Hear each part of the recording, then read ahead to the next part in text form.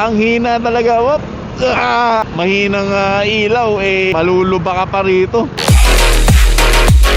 Bakit ang dilim dito sa may Bacoor? Grabe, nandito sa may SM Bacoor ngayon. At kanina sa may Shell gas station, bago mag Shell gas station papunta dito sa may SM, nalubak agad ako. Hindi ko alam kung nabengkong ba yung mugs o hindi pa kasi ako naka-record kanina kasi ang intention ko ipakita sa inyo yung kalsada dito sa Bacoor.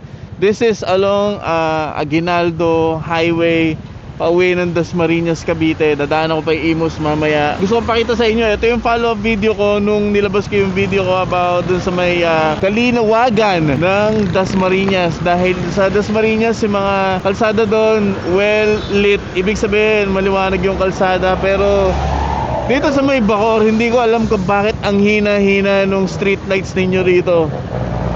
Mga kabitay nyo dyan, mga taga Bacoor, ano ba ang ganap dito sa sa lugar ninyo? Dahil kung walang headlight, kung walang kasabay, sigurado ang dilim dito, lalong lalo na dito sa aking Suzuki Smash na naka-halogen pa yung ilaw ko. Kaya ito, ipapakita ko sa inyo yung kalsada nila. Ito yung kahabaan na Aguinaldo Highway papunta ng Imus. Ito yung front view. So kung nakikita nyo dito, nako, ang hina talaga ng ilaw nila dito, ang hina.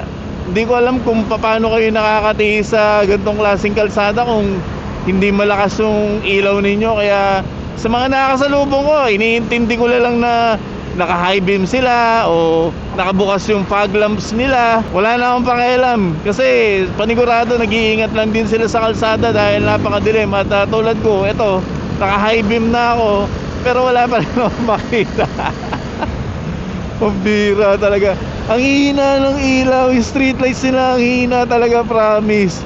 Mas malakas pa ata yung ilaw namin dun sa bahay, sa tapat ng bahay namin. Pero ito, ang hina talaga. Wop! Ayun. Ay, my gulay. Grabe. Bukod sa mahinang ilaw, maluluba ka pa rito. Konting ingat na nga lang sa mga kapwa natin riders na babiyahe dito. Dahil may mga, alam niyo yun, yung may mga manhole na hindi na punan masyado ng semento o ng asfalto kasi nga may semento. So, lumubog yung manhole at pwede kang malubog dun. Mag-ingat na lang kayo kung dadaan kayo dito, kung no choice talaga kayo dumaan. Dahil eto, tatawid na tayo sa boundary ng Bacoor at Imus, Cavite. Kaya eto, papakita ko mapapansin ninyo rito yung pagkahati ng liwanag at dilim ng Cavite. Oh, ayan na. Nasa Imus na ako. Bakit dito maliwanag? Terrible dun sa Bacoor, napakadilim. Yorme ng Bacoor, ano ba nangyari sa syudad? Ano nangyari sa street lights niya? Napakahina talaga, promise.